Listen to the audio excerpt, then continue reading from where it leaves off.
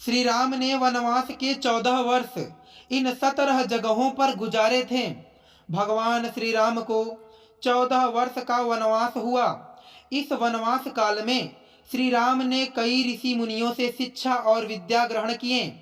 भारत के आदिवासी, वनवासी और तमाम तरह के भारतीय समाज को संगठित कर उन्हें धर्म के मार्ग पर चलने के लिए प्रेरित किए। संपूर्ण भारत को उन्होंने एक ही विचारधारा के सूत्र में बांधे। इस दौरान उनके साथ कुछ ऐसा भी घटा जिसने उनके जीवन को बदल कर रख दिया। धार्मिक ग्रंथों के अनुसार जब श्री राम को 14 वर्षों का वनवास हुआ, तब उन्होंने अपनी यात्रा अयोध्या से प्रारंभ करते हुए रामेश्वरम और उसके बाद श्रीलंका में समाप्त किए। कहा जाता है कि इस दौरान श्री राम माता सीता और लक्ष्मण के साथ इन 17 जगहों पर रुके थे। नंबर पहला, तमसा नदी। अयोध्या से 20 किलोमीटर दूर है तमसा नदी। यहाँ पर श्री राम नाव से नदी पार किए। नंबर दूसरा, श्रृंगवेरपुर तीर्थ। प्रयागराज से 20-22 किलोमीटर दूर श्री राम श्रृंगवेरपुर पहुँचे, जो निषाद राजगृह का राज्य था। यहीं पर गंगा के तट पर श्री राम ने केवट से गंगा पार कराने को कहा था। वर्तमान में श्रृंगवेरपुर को सिंगरौर के नाम से जाना जाता है। नंबर तीसरा, कुरई गांव। श्री राम गंगा पार करके सबसे पहले कुरई गांव पहुँचे थे, जहां उन्होंने विश्राम किया था। नंबर चौथा, प्रयागराज। कुरई गांव से आगे चलकर श्री राम अपने भाई लक्ष्मण और पत्नी सीता सहित प्रयागराज पहुँचे थे। नंबर पांचवा, चित्रकूट। श्री राम ने प्रयाग संगम के समीप यमुना नदी को पार किया और फिर पहुंच गए चित्रकूट। चित्रकूट वह स्थान है जहां राम को मनाने के लिए भरत अपनी सेना के साथ पहुंचे थे और भरत यहां से श्री राम की चरण पादुका लेकर अयोध्या गए थे। नंबर छठवां, सतना।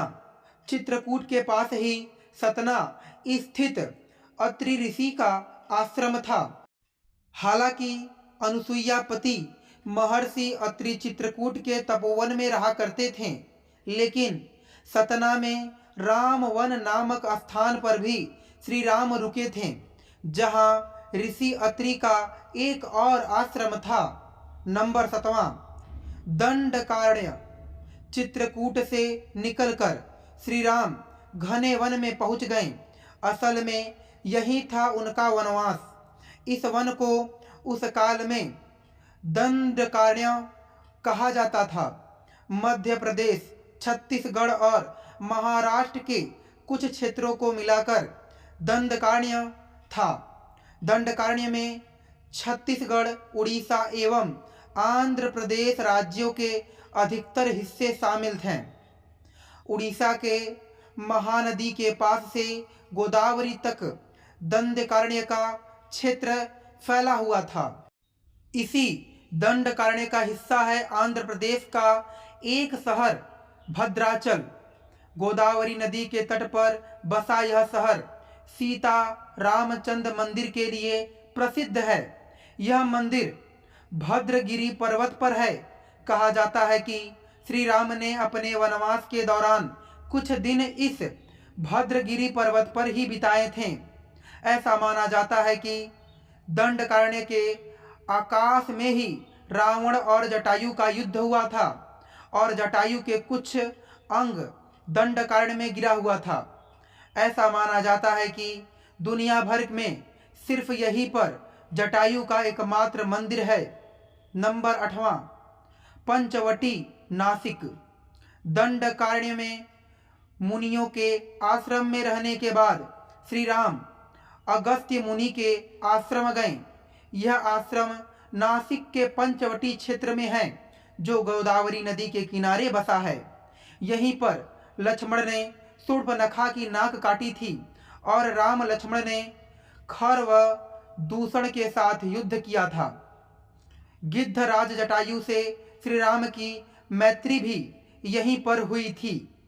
नंबर 9, सर्वतीर्थ। नासिक क्षेत्र में शूर्पणखा, मारीच और खर व दूषण के वध के बाद ही रावण ने सीता का हरण किया और जटायु का भी वध किया था, जिसकी स्मृति नासिक से 56 किलोमीटर दूर ताड़केड़ गांव में सर्वतीर्थ नामक स्थान पर आज भी सुरक्षित है। जटायु की मृत्यु सर्वतीर्थ नाम के स्थान पर हुई, जो नासिक जिले के तहसील के ताकेड़ गांव में मौजूद है। इस स्थान को सर्वतीर्थ इसलिए कहा जाता है क्योंकि यहीं पर जटायु ने सीता माता के बारे में बताया था। श्री राम ने यहाँ जटायु का अंतिम संस्कार करके पिता और जटायु का श्राद्ध तर्पण किया था और इसी तीर्थ पर लक्ष्मण रेखा थी। नंबर 10, पर्णशाला। पर्णशाला आंध्र प्रदेश खम्माम जिले के भद्राचल में स्थित है। पर्णशाला गोदावरी नदी के तट पर स्थित है। ऐसा माना जाता है कि यह वही स्थान है जहां से सीता माता जी का हरण हुआ था। कुछ लोग मानते हैं कि इस स्थान पर रावण ने अपना विमान उतारा था। इस स्थान से ही रावण ने सीता जी को पुष्पक विमान में बैठाया था, यानी सीता जी ने धरती यहीं छोड़ी थी जहां पर राम सीता का प्राचीन मंदिर है। नंबर 11, तुंगभद्रा। सर्वतीर्थ और पर्णशाला के बाद राम लक्ष्मण सीता की खोज में तुंगभद्रा तथा कावेरी नदी के क्षेत्र में पहुंच गए। तुंगभद्रा और कावेरी नदी क्षेत्रों के अनेका स्थलों पर वे माता सीता की खोज में गए। नंबर 12, सबरी का आश्रम। तुंगभद्रा और कावेरी नदी को पार करते हुए राम और लक्ष्मण चले सीता की खोज में। जटायु और कंबद्ध से मिलने के पश्चात वह शिष्यमुख पर्वत पहुँचे। रास्ते में वे पंपा नदी के पास सबरी आश्रम भी गए, जो आज केरल में स्थित है। पंपा तुंगभद्रा नदी का पुराना नाम है। इसी नदी के किनारे हम्पी बसा हुआ है। केरल का प्रसिद्ध सबरी मलय मंदिर तीर्थ इसी नदी के तट पर स्थित है। नंबर 13, शिष्यमुख पर्वत। मलय पर्वत और चंदन वनों को पार करते हुए वे शिष्यमुख पर्वत की ओर बढ़े, जहां उन्होंने हनुमान और सुग्रीव से भेंट की, माता सीता के आभूषणों को देखा और श्री राम ने बलि का वध किया। पास ही पहाड़ी को मतंग पर्वत माना जाता था। इसी पर्वत पर मतंग ऋषि का आश्रम था, जो हनुमान जी के गुरु थे। नंबर 14, कोड़ी करई। हनुमान जी और सुग्रीव से मिलने के बाद श्री राम ने वानर सेना का गठन किया और लंका की ओर चल पड़े। तमिलनाडु में एक लंबी तट रेखा है जो लगभग 1000 किलोमीटर तक फैला हुआ है। यहाँ श्री राम की सेना ने पड़ाव डाला और श्री राम ने अपनी सेना को कोड़ी करई में एकत्र कर विचार विमर्श किए, लेकिन श्री राम की सेना ने उस स्थान के सर्वेक्षण के बाद जाना कि यहाँ से समुद्र को पार नहीं किया जा सकता है और यह स्थान पुल बनाने के लिए उचित भी नहीं है। तब श्री राम की सेना ने रामेश्वरम की ओर बढ़े। नंबर 15, रामेश्वरम। रामेश्वरम समुद्र तट एक शांत समुद्र तट है। महाकाव्य रामायण के अनुसार श्री राम ने लंका पर चढ़ाई करने से पहले यहाँ भगवान शिव की पूजा की थी। रामेश्वरम का शिवलिंग श्री राम द्वारा स्थापित शिवलिंग है। नंबर 16, धनुषकोडी। वाल्मीकि के अनुसार 3 दिन की खोजबीन के बाद श्री राम ने रामेश्वरम के आगे समुद्र में वह स्थान ढूंढ लिया जहां से आसानी से श्रीलंका पहुंचा जा सके। श्री राम ने नल और नील की मदद से उक्त स्थान से लंका तक का पुल निर्माण करने का फैसला लिया।